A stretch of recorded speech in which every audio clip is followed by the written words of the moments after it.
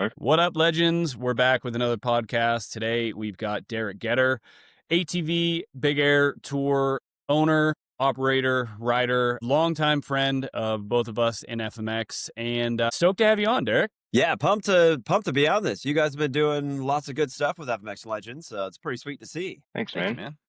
Appreciate that. So, let's see. It's January. New Year's just started. How's everything going for you? What's going on with you right now? Man, it's life is crazy. So we got 3 kids, wife, married, the whole thing. So I'm like every single day just running around with a bunch of little kids. Yeah, we're kind of just in booking season right now, like everybody else is. So the booking stuff is going good so far. Like we got an early start to the season, I guess you call it. Like there's kind of like a sweet spot when we book shows, and it started probably 2-3 weeks ago, and now it's going to be steady until probably the end of April. So schedule's looking good. I mean, last year we had our biggest schedule we've ever had, and we're right on par for that. So I think last year we had 28 events, and yeah, we're on our way for that now. So far so good for 2026, and it's crazy. This is like the 22nd year I've been doing this. So every year it's like, man, holy cow, here we are 20 some years doing it yet. That's what Yeah, I wanted to ask. So do you mean, are you 22 years in of like just riding professionally in general? Or do you mean like how many years have you been doing the ATV Big Air Tour? So Big Air, we officially started in like 2015, so about 10 years. But I kind of considered it like as soon as we started riding four-wheelers and started doing shows, we were making films, like we were making t-shirt lines and stuff like that. So it was always kind of like you're selling yourself, So when we just decided we got sick of riding for just some shady promoters and just honest, I got sick of dealing with other people and wanted to do it better ourselves. That's 10 years ago. That's when we started just doing this nationwide, and we had a baby that year. So we were like, man, we kind of got to grow up and figure out what we're doing in life. So that was a good push. But yeah, it's been about 10 years of solid of the tour, and yeah, it's been it's been awesome so far. That's sick. I want to talk all of that because I really do think everything that you've done with ATV Big Air Tour is amazing. I look up to you as far as everything you've built for yourself and to make a cool show at this fair market. I want to talk about all of that stuff, but I actually want to go back way further right now. Obviously, like me, I've known the Getters for 21 years, or maybe even more, actually, probably like 22 years of my 24-year career. So like we all go way back, and it started with your brother first was on Krusty, and then tell you what, man, I think I drank so much back in the days that like my memories are all just kind of hazy about like time frames and when everybody came in. But I know there was a time that you came in on Krusty, and then we went through Nukes. I want to talk about all that because being an outsider in that, like I have some questions about like if that led you to where you are now. So before we get there, let's talk about like where you got started, when you got started, events you rode, stuff like that. Like let's go back to the beginning of like your professional riding career. Yeah, I mean, it's obviously when John backflipped, the first in the world on a machine that's never been done before. At that time, there was only a handful of guys, I think, on motorcycles that were flipping. So like that immediately got attention everywhere. And then, yeah, he got on the US Krusty Tour.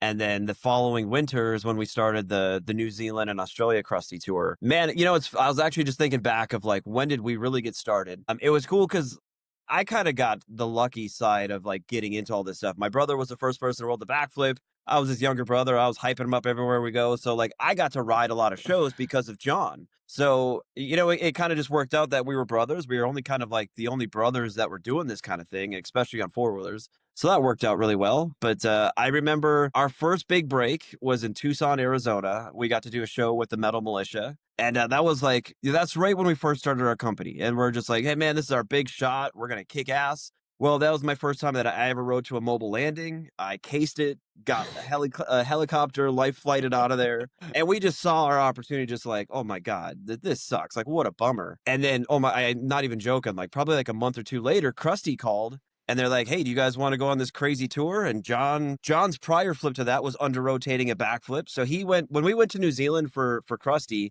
he didn't ride for about 6-7 months because he had under rotated a backflip, broke a collarbone, and we just never got to ride. And then same thing for me. The last time I got to ride before we went to New Zealand Krusty was I was getting helicoptered out of this place for the Metal Militia show. But we're like, oh my God, we got our chance again. We're not going to screw it up this time. And then, that's when we got on Krusty, and Yeah, it's crazy just having you and Levi on here. Like everybody that was kind of on that tour, like made a huge thing of themselves and their career, later in life. Like X Games gold medalists, Red Bull deals, like everybody was a big deal on that tour. So it was kind of cool that we're all kind of buddies and we were all kind of no namers at that time. Cause I mean, I definitely was a no namer. And here we are 20 some years and like the business of it has been awesome. Like we've always treated our four-wheeler riding like it was this is how we were going to start making money for ourselves. And man, it's just crazy thinking back. Yeah, like I was 19 when I got to go to Australia. That's chaos at that age. It is. What do you got, Levi? Were you gonna say something? No, no, I was just agreeing and reminiscing like all the old memories coming back. Like, obviously, I haven't talked to Getter in a very long time, so it's cool to have him on. Yeah. It's so you said before you did that Metal Militia thing, you guys had already created a company with your riding. Like, how exactly do you mean that? Is this obviously wasn't ATV Big Air, but you guys created some sort of company that you were gonna, get paid through, and like you had more ambitions than just being like, I'm just me, the rider. Obviously, if you created a company together. Yeah, so it was about a film series. That's kind of like the whole goal is we knew we could make money riding four-wheelers doing freestyle, but we knew if we did our own films, like we could get endorsements and we were basically our own media. We didn't have to wait for like a Transworld magazine to get a cover or a shot in there. If we were making our own media per se, we kind of knew we had an advantage. I mean, in the four-wheeler world, we started with a company called H-Bomb Films. I think my brother was on that for about a year, and then we just decided like we could do this ourselves and we could do this better and just do it our own way. So that was kind of the whole point of making the company. We're going to start a film series, a clothing line, and then we're going to book shows with that. So, and I had my oldest brother Dan was kind of like our media guy, like film, photo, graphic design. So we always looked top notch. So like John was kind of the show pony, the guy doing the flips. I was always the guy that did the legwork, just like trying to find sponsors, trying to find shows. Basically what I'm doing now. It's just kind of been a continuation of that. And then, yeah, just the three of us working together, we knew we had a good advantage of that. And then, like I said, it worked great. We did a bunch of films. We got a lot of endorsements. We got a factory contract out of that. Like it was only a few short years where we got Can-Am, Bombardier, and we had a 7-year contract with them. So we just kind of knew right away, make our own media. And then that's how we're going to find shows. That's how we're going to find work. That's how we're going to find sponsors. And rather than just riding for money, there was just kind of more ways to make money. Dude, I love that. And that's so cool, the forward thought, like early on, like a lot of people, they start riding and they're just like, this is cool. I want to be good. Maybe I'll go pro. But like to jump in of like, no, this is going to be our job. Like, I feel like that makes such a difference just to have that mentality immediately, and that's really cool. I actually never knew that you guys did that with, creating a company and having this vision early on. And the team, the three of you, sounds like just an epic team. You had everything you needed to take over the world of ATVs, basically. Yeah, like I said, it was awesome. Like in the four-wheeler world, like we were like the ones that really stood out for doing it that way. And then obviously in moto too. So it's great working with your brothers, but it's also a big pain in the ass. So I'm sure as a little brother, they probably just think I'm just a bigger pain in the butt. But yeah, it's we should have them on the podcast next to talk about you. Yeah. Oh, man, it's funny. Like back in those days, like Krusty's, like I was probably the coolest person you could talk to. Like that's what I thought in my head. And now I'm 40 now with kids, and I'm just like, oh my gosh, I was so dumb. You need that, though. I think you need that as a young kid. Like, I remember listening to a Sandler interview, and he was talking about how when he was young and he was getting rejected by everybody in Hollywood, he was like, they'll see. Like, they just don't see it. They're dumb. You know what I mean? And, like, even though he looks back now and he says the same thing, he's like, dude, I was the stupidest kid. But, like, just having that, like, I'm the man, I'm going to make it. You don't know what you're missing yet. Like, as much as I don't like arrogance, I think it's a disgusting feature. Like, it helps to a certain extent, Yeah. And we were like full committed to it. Like we weren't taking no shit from nobody. Kind of like no excuses. Like this is what we wanted to do. We knew we were good at it, and it's just that's all we wanted to do. So like we weren't going to let anything kind of get us off that goal. Nice. What do you got, Levi? You got anything right now? You want me to just keep? No, I keep going, man. I'm just huh? I got a prompt to try to make sure Levi gets a chance to talk. Otherwise, I'll just talk the whole time, and everybody will watch these, and they'll be like, Jones is such a prick. He doesn't ever let Levi talk. I'm like, I'm sorry. I just have so many ideas right now. I just sit back and listen most of the time. I chip in when I need to. Nice. You're all good, man. Okay, so that's all really cool. The next thing I want to talk about is the backflip.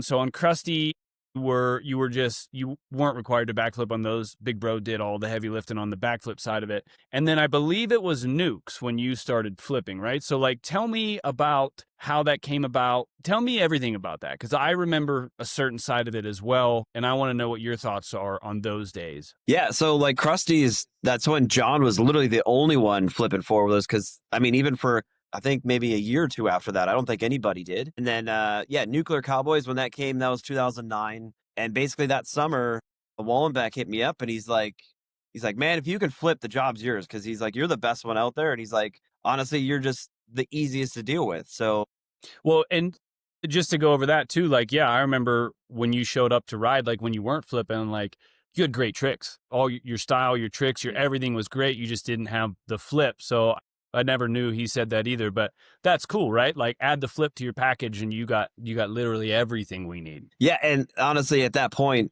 I was kind of like, it's either I flip or I'm gonna go get a real job and do something else.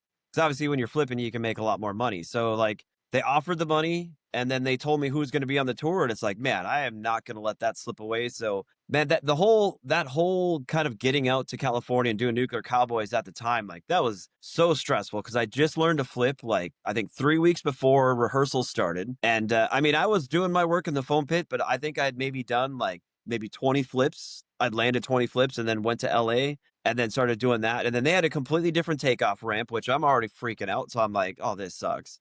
Yeah, early And, days of flipping, that's a huge like thing to get over. And it sucked because I right away I've like, man, I got it. Like I think the one day I did like 10 flips in a row, and I'm like, oh, I got this, no problem. What's everybody so scared about? And then you just have a couple days go in there, and you're like, you look, and the landing is all metal. There's concrete everywhere, and you're like, if I screw up, this is gonna hurt really bad, you know? Those landings were steep too. Those were like really steep landings. They were awesome when they were good. They but were. They claimed I felt better about myself because I wrecked on that tour. I wrecked on 3 flips. I walked away from one, and then the other 2 I broke an ankle. The other one I broke my femur. But it wrecked a lot of guys, like really talented guys. So it's like made me feel better about myself wrecking in those arenas because as the quad guy, obviously you're like, well, I made us all look dumb. But you know when it's other guys got hurt, I'm just like, yeah, this setup is pretty gnarly in there. Yeah, it was different, and those ramps were different. Those ramps flipped like a dream, but it's kind of one of those things that like you have to be your flip technique has to be so dialed to where you don't even have to think about it.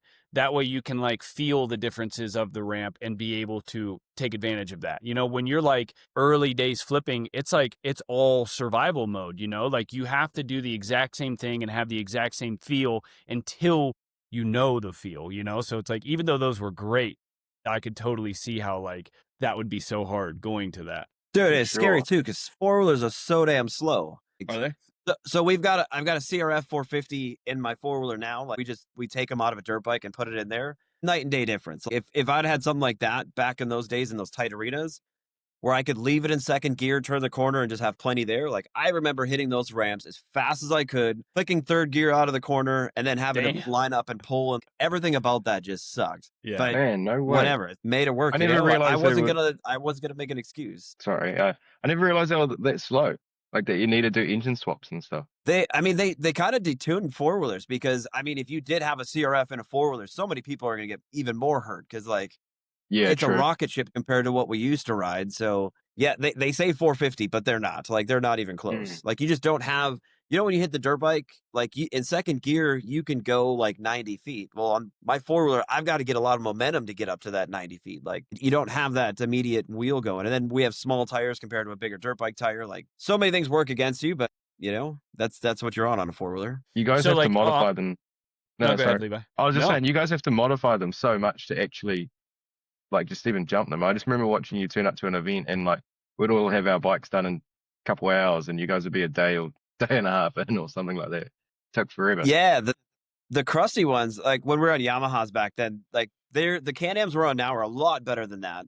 But yeah, as far as we used to change so much stuff, which was probably dumb. Now looking back, we probably didn't need to do all of that stuff.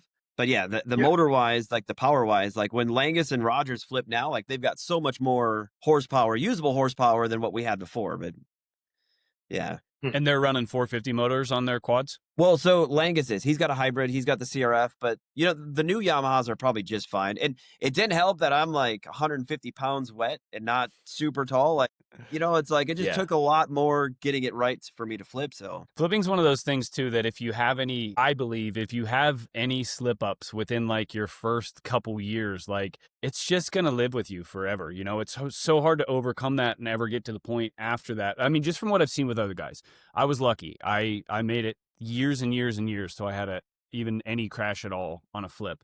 But when I see guys that are like in those early stages and they have a crash on a flip, a lot of them never can mentally recover from it to where they ever get to the point where they're just like, flipping's so easy, I don't even care. Like they're always got like a little chip. So yeah, man, it's tough. And I can imagine like with the extra weight of a quad and like they definitely seem very difficult to flip. So I can imagine that was a hell of a struggle to try to get that to work for you.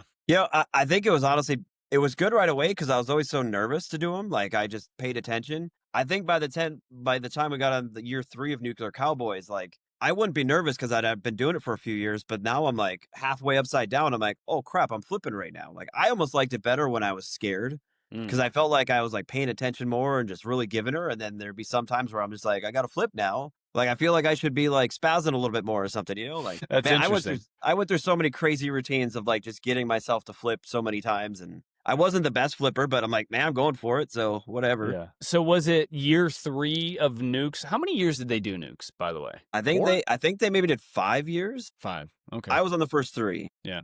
I can't remember. Too much booze.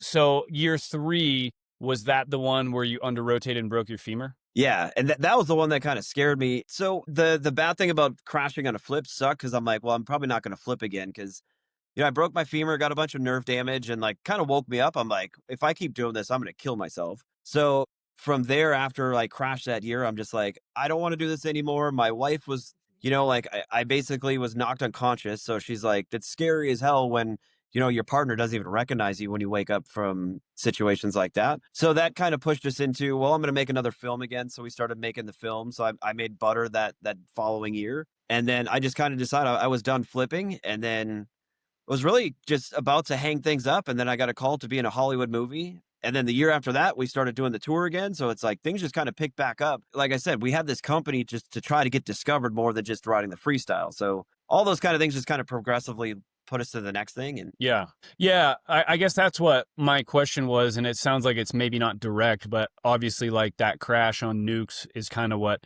made you like rethink just your trajectory as a rider. And then my question was going to be, did that lead you straight into ATV Big Air Tour? But it sounds like it's the way any typical journey goes, right? Like you have this thing, you get lost for a minute, and then you find your way, Yeah, it's pretty much just that. Like I said, we knew, like me and my wife kind of just decided like it's not long term that I can keep taking wrecks like that because I mean for a while there I was wrecking bad every single year, so that kind of sucked. So then, but then again, like that led us into the film, and then the film got us into the shows, and then I actually started putting my shows in the second film. So we kind of made in 2020 when COVID canceled everything. I decided I'm like I'm gonna make the sequel to the film. So then we put a segment of Big Air in there just to kind of promote the tour and hopefully find some more riders along the way, and kind of just as you do some things, it feels like it helps with other things. So like we discovered a few new riders with the second film, and then I mean the contracts and stuff like that too with sponsors, like everything just kind of kept it going. So Derek, you seem way smarter than most action sports guys out there, myself included.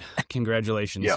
I don't know about that. It's just we like I said, from day one we always kind of treated this like we were a rock band of 4-wheeler guys, and like we knew it just to treat it like a business, and it was awesome. Like those first few years of being in California, like we met one of the brand executives from Target, and he taught us all about branding ourselves and standing out with our identity and things like that. And it's just like I feel like I've just had people that have just said little things to me, and I've just picked it up. Like Dustin Miller, he gave me a great quote. He's like, if you want to be the best, you got to act like you're the best. You got to ride like you're the best. Like you have to totally live that. And it's like, yeah, that's kind of how we were right away. We're the baddest guys on the block, and just picking up certain things from just for certain people. And then, man, I don't know if it's been good or bad, but that's kind of how I've kind of lived and made my decisions from there. So. That sounds so epic, dude. And I'd say overwhelming good, man. The fact that you paid attention in life and picked up on things. I think that's really good. A lot of people don't do that, and myself included, you know, like I just was on autopilot so many years of just like, I'm just going this way and whatever. And like, I can look back at those times and have like nothing to remember when there's so many things that I should have remembered. So I find that very cool. The things that you learned and you took in and that shaped you along the way. That's awesome, man. What And, I've having like, sorry, Kara. Go Oh ahead. no, I was just saying like what I'm impressed by is like we all kind of have those things that you're saying, like someone will tell you this, will tell you that, and they're very valuable pieces of information. But I remember getting told all sorts of stuff like that straight over my head. It's not till I look back now, I'm like, damn it, I really should have probably acted on that. Or you know, you're just so stuck in your own world and you've got like one track mind. Yeah, I can reflect back and kind of I'm impressed that you acted on it at such a young age like that. Here's what we're going to do going forward. Every time somebody tells us something that we think is important, we're going to go straight to the nearest tattoo shop. We're going to tattoo it on our body. Yeah. Never go away. Yeah. Yeah. Was it from the internship? Make reasonable choices. Man. Funny.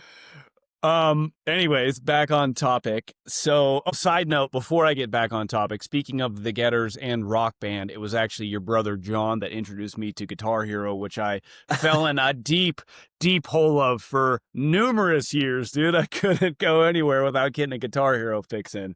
Oh my gosh. I remember, so we brought it to the second, was it the Outback Attack or the West Coast Carnage tour? The year after the Capital City tour in 2004. Because I remember I'm pretty sure I brought a Guitar Hero game over on the plane to Australia just so we could play it in between. Yeah. Well, yeah, okay, so maybe it was you that brought it then. I guess you brought it was a system, a Guitar Hero game, and it was the first time I ever played it. And I was like, I'm hooked, baby. Yeah, that thing consumed too many hours of our lives. Same thing. Like I remember when my brother walked in our house in California with these 2 plastic guitars. Like, you freaking nerd. And then that's all we did forever. Yeah, yeah. You know what's so funny about tour life back then compared to what tour life turned into like 10 years ago? Back then, like, we all like to party and drink once in a while and have some fun, but it was very like limited, you know? It was mostly like after the shows, or like maybe you'd have like a one midweek big drinking fest or something. But like as my time on tours progressed, it was like there was a point there where it was the only thing anybody did every day. You know, we'd go like days in between tours, where, you know, you have days in between shows, and it was just like drink, go to sleep, wake up, drink, go to sleep, wake up, drink. And like by the time you get to the next show, like you try to stop drinking at a reasonable time the day before, but you're so freaking bent out of shape that you feel like another beer is the only thing that's going to keep you alive. And then you get to the show day and you're just like, dude, how am I going to do this? But it's weird to me looking back to see that progression of like how we used to have fun doing other things, even if it was as simple and silly as Guitar Hero.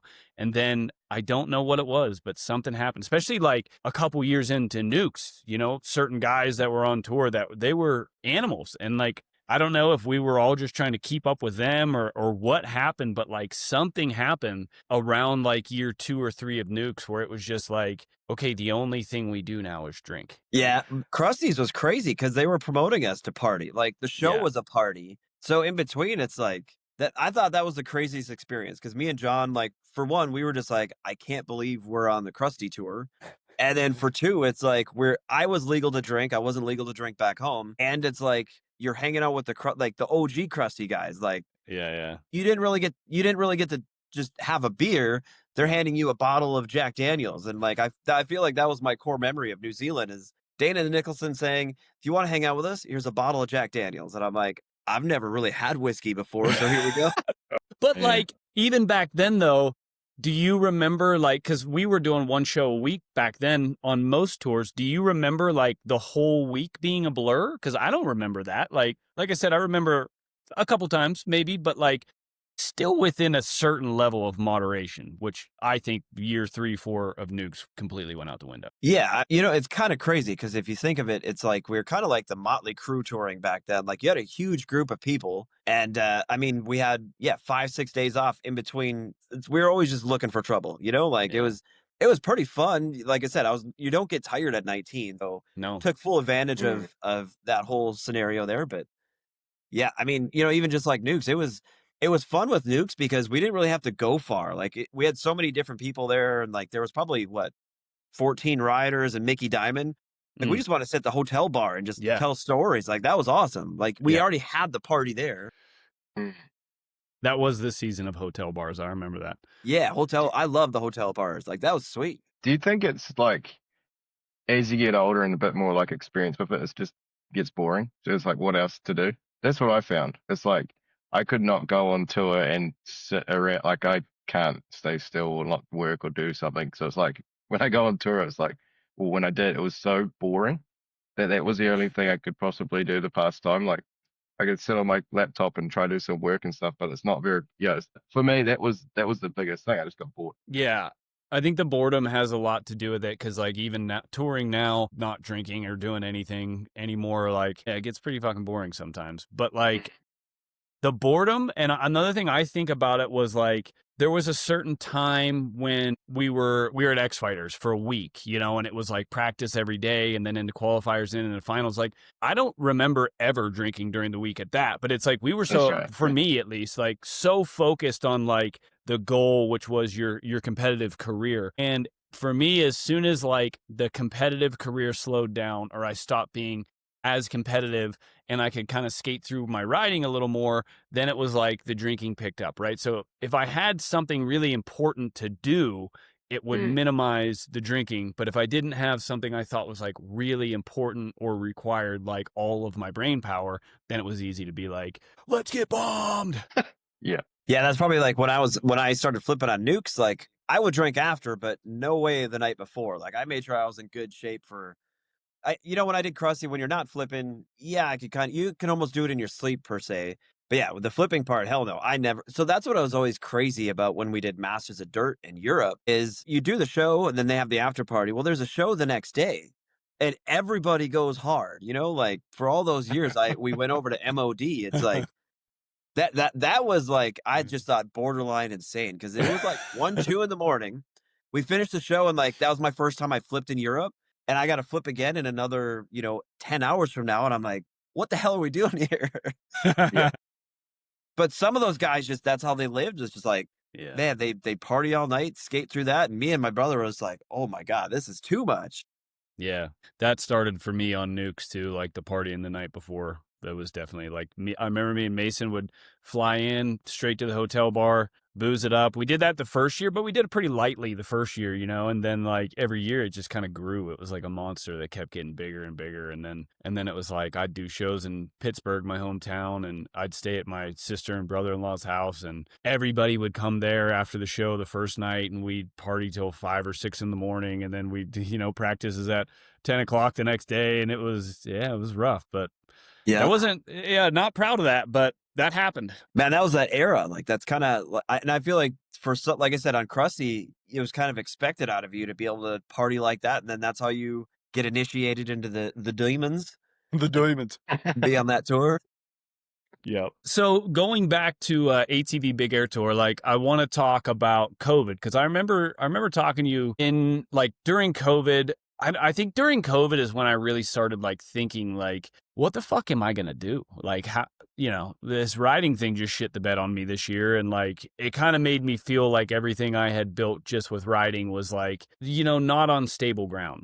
And I remember talking to you about something to do with shows, and you were just saying like COVID was pretty gnarly for you. So tell us about that. I'm sure everything the world canceled. So I'm sure it was the same for you, but like, how did that play out for you? Man, it's crazy because like we've had, I don't know if you call it bad luck, but I've learned over, from doing this for so long, like we've got screwed over so many, like I would say screwed over 3 to 4 times really bad. COVID was one of those. Like we were going into that year, our biggest schedule we've ever had. Like we I think even that, like we probably had 28 shows going into that year. So like Wow. we're going into the year like, hell yeah, we finally cracked the code. We got enough shows. Everything's going to be great. And then, man, it wiped them all. And I think we only did 4 shows because I had 2 in Wisconsin and 2 in South Dakota. Those 2 states were open. It was just like being in different countries. It was so weird. Minnesota was like, you couldn't step out of your house unless you were fully masked and covered and stuff. So But yeah, I mean, that really took a hit. So, I mean, we basically lost all of our income. We had bought, I mean, at that point, we bought this office that I'm in now. We bought an RV the year or two prior. So we had made a bunch of investments because things were going well. So that year, it's like, well, we still got stuff to pay for, but now we've lost all our income. Like we were kind of just like, well, what the hell do we do? And then, just going through COVID, and then, man, we actually had to get a COVID loan to just kind of get through the year. One of those Which PPP loans. No, I mean, I got that, but I actually had to get a loan just to like cover all of our bills. So Wow. it's funny because like I am probably 2 months away from getting that loan payment paid back because that's what we Jeez. use to basically cover our living expenses, all the money that we didn't make, and then a portion of the film, how we raised funding and stuff for that. So a portion of that went for Butter. So yeah, I mean, I'm seriously like 2-3 months away from paying off 2020 and being done with COVID. Jeez, But man, dude. it chaps my ass because I mean that whole thing just like not only just whatever happened there, it's like, well, we're still financially paying for it all these years later, and like now we're 5-6 years from there, and it's just finally going to be done.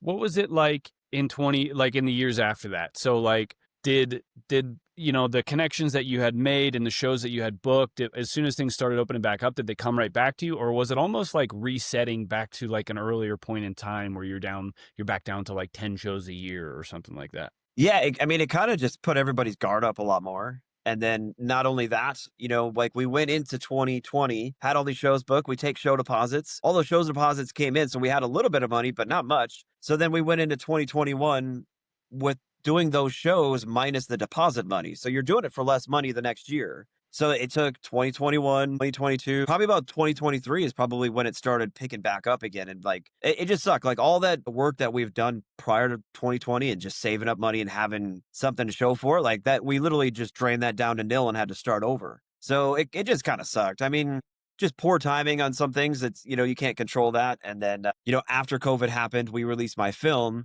and then just the craziest thing happened. Never could have imagined it would happen. But the film company that I had, our digital rights through, because to get stuff on iTunes and all these big platforms, you can't just put it on there and submit it. You have to go through an aggregate company. Well, the production studio that we had sold our rights to get all this stuff on there, they got bought out by another company. And then that company basically just gave us excuse after excuse for about 9 months and didn't pay us a dime for my movie for about 9 months, claimed bankruptcy, and we didn't see a penny from my film about a year and a half after we released it. So like we got screwed over so many times after COVID. And it's like, I mean, we're still hanging in there, but man, without those two things, I'd be doing a lot better than I am now, which whatever, just that's the cards you're given. But COVID sucked. Everything after that just kind of sucked. And it was just like, how are we going to fight through it? And then just, I think we just, since COVID though, we've learned a bunch of things. Like, we got Jack, our social media guy that helps you guys. Like he's the man. Like he's been a big asset to what we're doing. And we just kind of reevaluated what the show was doing and where we were putting the money and the effort into. And now we kind of have a better strategy. So, COVID sucked, but it did also help us find, just a different way of doing the business and selling it and being discovered. That's good. That was a long-winded answer. I like it. Listen, man, we got all the time on the internet to fill here. Keep them long. Yeah, that's pretty wild. I mean, just to have everybody knows that, I don't want to go into that too much, but just to have basically the carpet ripped out from under you on that. But I mean, from where it looks now, like, man, it looks like, I know there's ups and downs in every road you go on, right? But like, it looks like you've built a really great thing, and it looks like you do well, you're doing well.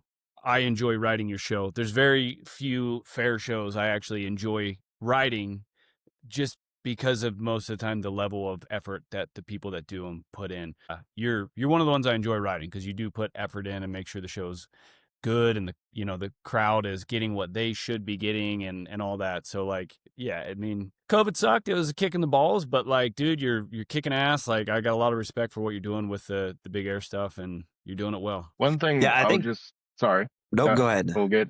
Every time. I'll just chime in real quick because one thing that kind of fascinates me with like stuff like that is, man, like obviously COVID, it sucked for everyone and it was terrible, but you kind of get like this restart, but with prior knowledge. Like, did you find like coming back from that, like you would have been pretty down and out, but like, did you do things differently that way?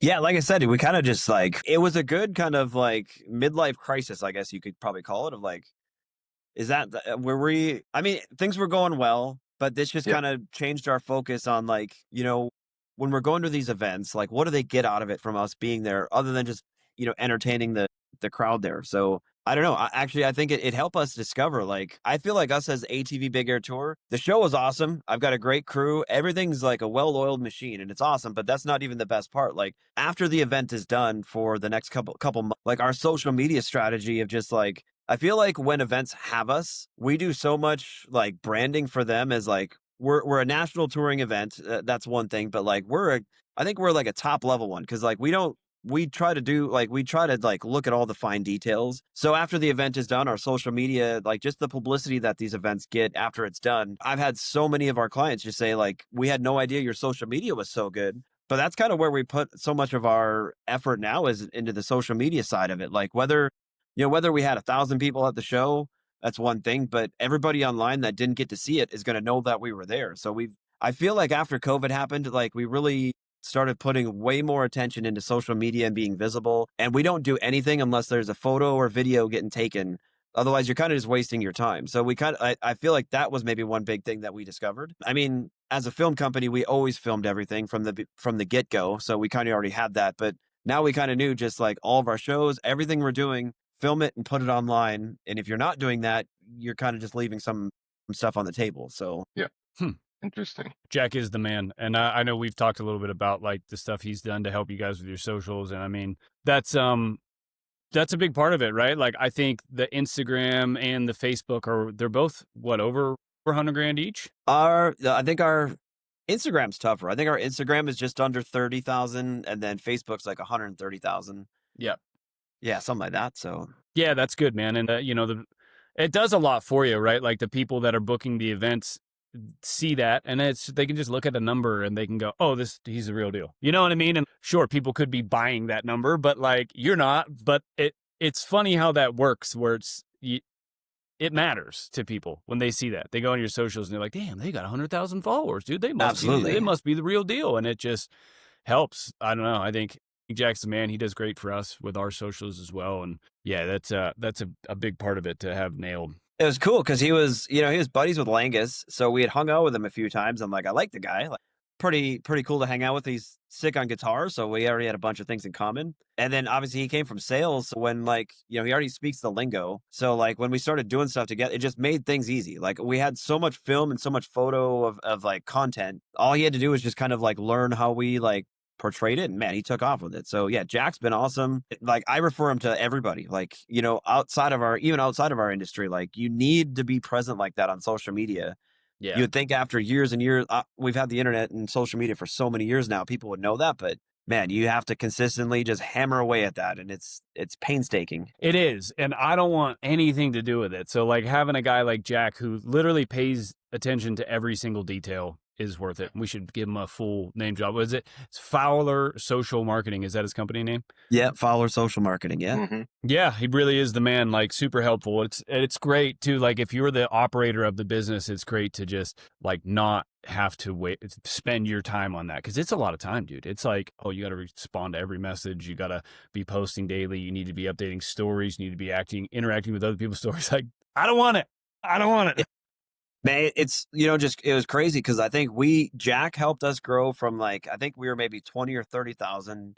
He helped us grow 100,000 on social media. And I think we're in about, I think this will be our third year together this July. But yeah, I mean, like for the first few months, like we had a strategy and like every comment, every message, you got to be on that. You got to be replying. And like there was me, my wife and Jack, just like the goal was to grow. And like, you have to do that up there. And then now that I feel like we do have 100,000 on Facebook, booking shows is so much easier now because like you got a following, and it's nice that we kind of now know like some of our like the percentages of how many live in the United States. So we actually have a pretty good like idea of where the people are. So now when we go back to we've done we're pretty close to 250 events across the United States. So we kind of have a good following of everywhere we are. And just when we used to sell films, like you'd have a heat map of like where everybody's buying the film. So we know we have people all over, but it's man, even that kind of information has been helpful. Yeah, that's cool.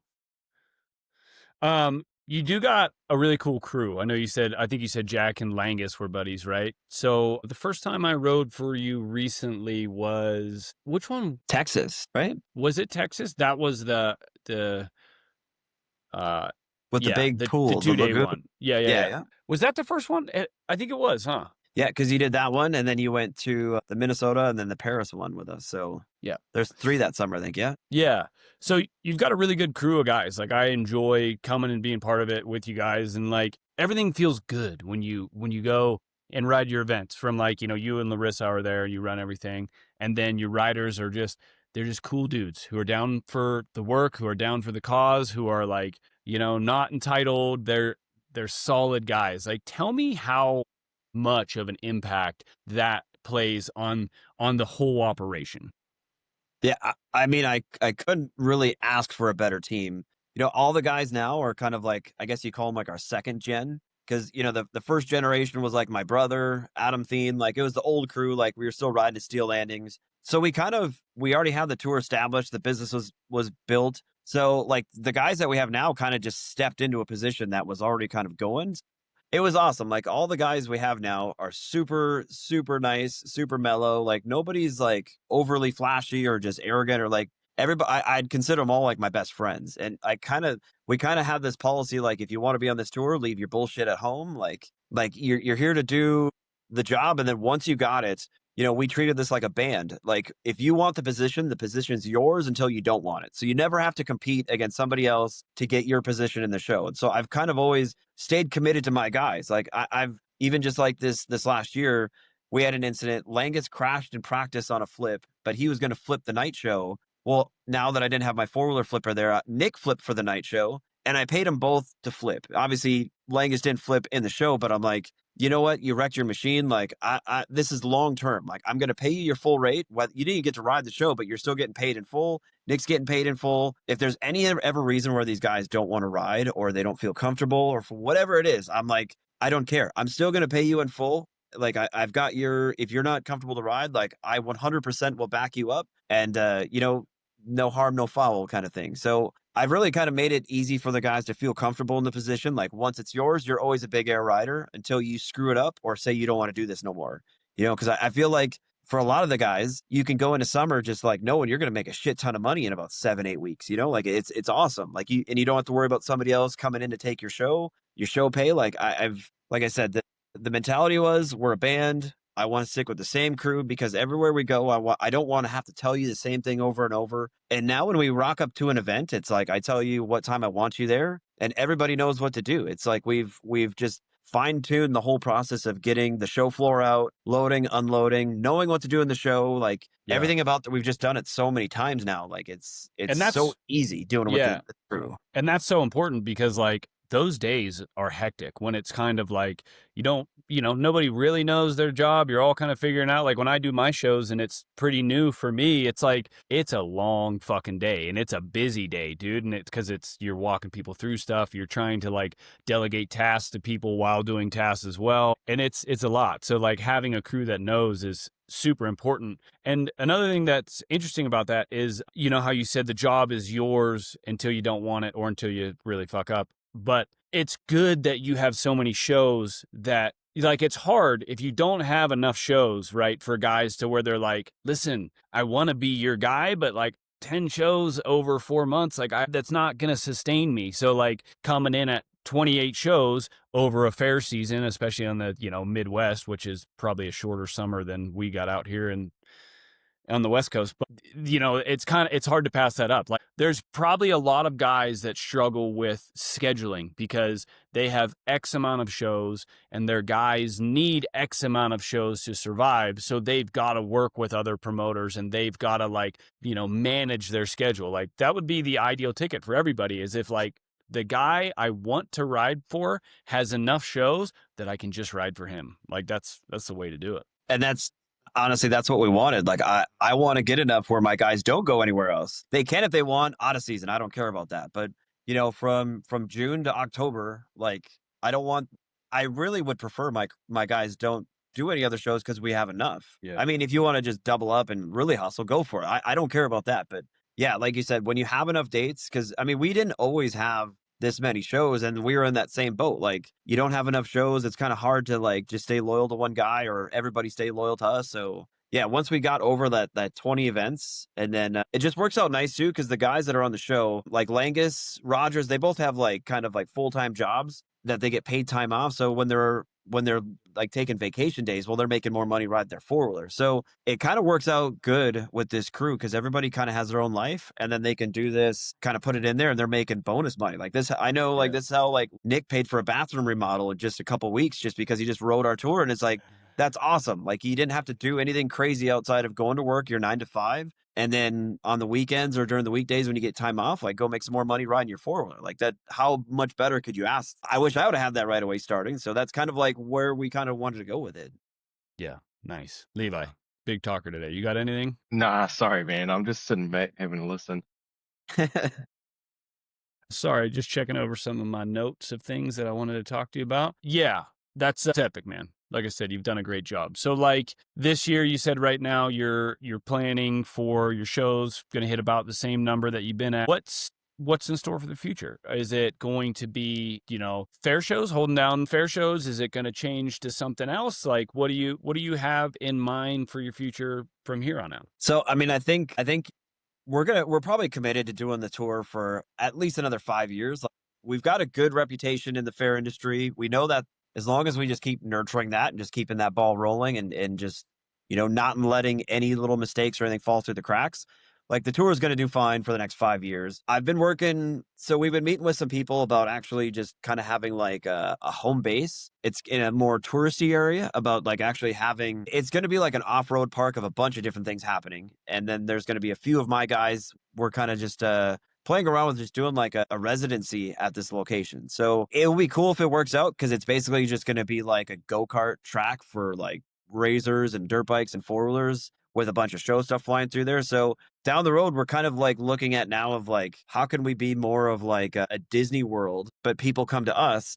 in these like kind of highly populated areas. So I've got a couple leads of like trying to do that. Obviously, it's just pretty soon. I'm not saying much about it yet because we're still pretty early, but I would see like probably in the next year or two, like actually having a big air home base where, probably 5, 6, maybe 7 days a week, you're gonna be able to see this show happening with all this other cool stuff that we have planned. So I don't know. Yeah. I've been meeting with some guys of just like looking down the road, because like you said, I'm trying to look at new options of we can only do this. I don't want to be on the tour bus forever. I've got kids that are growing That's what I up. was just gonna ask you, man. Like, that's what I was gonna lead into is like the road life is hard for summer. Like tell me that. Like when do you basically leave the house to where you almost don't come back? Like for months, you know what I mean? Like does it work like that? The thing I've always liked about my career, what I've been lucky with is like, sure, maybe I do a month long tour or something like that. Like we were just in Australia for 5.5 weeks, and that's literally the longest like I'll ever leave home. I was lucky enough to be able to bring my family in the middle of it, so it wasn't horrible, but most of the time it's like I will have something like maybe a month. Like worst case scenario, I have a month that I'm gone, and then I'm home a lot after that. And I imagine with the summer stuff, all the travel for the fairs and all the different fairs and 28 stops within roughly 5 months, right?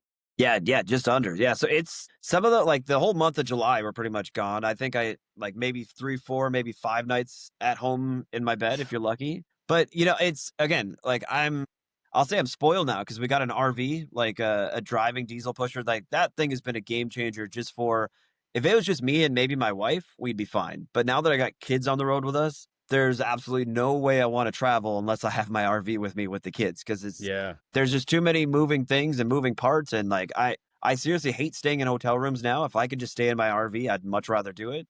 But then when your RV breaks down on the side of the road and you're stranded there, it's like a whole nother nightmare. So like there's good and bad. But you're still in your moving house, so it's still all right. It's yeah. Yeah, I've seen the RV and it is cool. Like it's such a good ad for as much as you have to be on the road. Like you just have all your stuff. There's like that little bit of comfort of like this is mine and this is my comfortable space, and like you're driving down the road, you don't have to get anywhere. You know what I mean? Like, what, I'm tired now. I'm just going to pull over now and I'm going to have a fucking coffee, or I'm going to lay down for a little bit or watch some TV. I'll get back at it. Like that's the thing of like truck driving down the road is like, okay, I've got to make it to Salt Lake tonight. I'm going to get there at 5 o'clock in the morning. That's where my hotel is. Like, no, I can't pull over and just stop for a while. What the hell am I going to do? Like, I'm going to there. Yeah, man, the RV life is it's so much. It's awesome. It's got its bad, like I said, like it's expensive, but on the plus side, it does so many good things in the good column that it's worth it for us. So Yeah. keeps the wife happy, keeps the kids on the road with us. Yeah. So if we didn't have that, it would be Decision bigger made, challenge. dude. I'm buying Yep. one. I'm putting it on the FMX Legends card. No Oh big boy, deal. you're gonna need Don't lots of worry money though. about it.